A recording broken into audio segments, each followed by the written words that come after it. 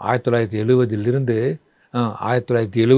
1973 77 வரைக்கும் எழுதி வாரம் வாரம் வாரம் வாரம் எழுதி போட்டு எல்லாம் அப்படியே கிணத்துல போட்ட கல் மாதிரி இருக்குது. ஒரு நாள் வந்து கோவப்பட்டு நான் சென்னைக்கு வந்தேன்.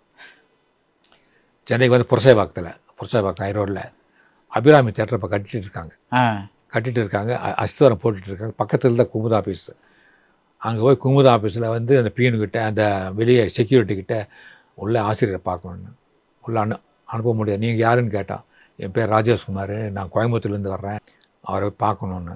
ஆசிரியர்லாம் பார்க்க முடியாது, வெளியே போங்க போங்க அடிச்சு சொல்லிட்டான். அப்போ பால்யூன்னு ஒருத்தர் இருந்தார். அவர் வந்து குமுதத்தில் வந்து சீஃப் ரிப்போர்ட்டர்.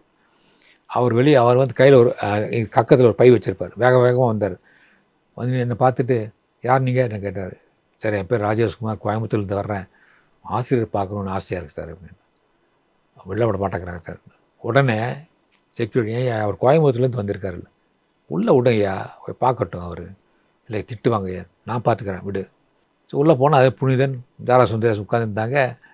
என்ன வேணும்னு கேட்டார். சார் கோயம்புத்தூர்லேருந்து வர்றேன் சார், என் பேர் ராஜேஷ்குமார், ஆசிரியர் பார்க்கணும், உள்ளே போய் பாருங்கட்டார்.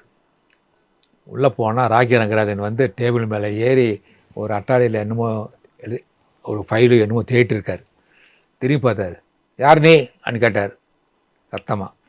சார் என் பேர் ராஜேஷ்குமார் சார், கோயம்புத்தூர்லேருந்து வர்றேன், என்ன வேணும் கேட்டேன்.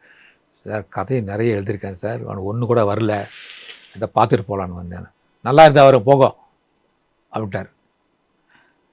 சார் நல்ல கதை தான் சார், காக்கைக்கு தன் குண்டுக்கு பொன் குஞ்சு அப்படி தான் சொல்லுவீங்க, நாங்கள் படித்து பார்த்து சொல்லுவோம், போங்க அப்படின்ட்டார். அப்புறம் நான் என்னடா மரியாதை கூட தர மாட்டேங்கிறாங்க, இப்படி பேசுகிறாங்க, சரி போகலாம் சார். திரும்பினேன். நில்லுங்க அப்படின்னார். என்ன எத்தனை கதை எழுதிருக்கீங்க கேட்டார். எத்தனை கதை அனுப்பியிருக்கீங்கன்னு கேட்டார். நான் சொன்னேன், சார் 167 கதை சார், டைரியில் எழுதி வச்சுருக்கேன் சார் பேர். அப்படியே ஸ்டன் ஆகிட்டார் அவர். கண்ணபிரான் அப்படின்னு கூட்ட. அப்போ வந்து அங்கே ஒருத்தர் இருக்கிற அவர் பிஏ கண்ணபிரான், அந்த பேரில் ஞாபகம் இருக்கு எனக்கு, கண்ணபிரான் அப்படின்னு. இவர் ராஜேஷ்குமார் சொல்கிறாரு, கோயம்புத்தூர்காரரு 167 கதை அனுப்பிச்சிருக்காராம்மா, வருதா? ஆமாம் சார், வாரம் வாரம் வந்து 4 கதை, நான் 5 கதை வருது சார், எடுத்து அங்கே போட்டிருக்கேன் சார். உடனே அவர் கீழே இறங்கி, ஏன்ப்பா அவர் அவ்வளோ கஷ்டப்பட்டு எழுதியிருக்காரு, தூக்கி மூளையில் போட்டிருக்கேன்னு சொல்கிறேன், அதையெல்லாம் டேபிளுக்கு கொண்டு வா. உங்கள் தங்க நகையை விற்று உடனடி பணம் பெற மேக்ஸ் கோல்ட். கால் 04445454545.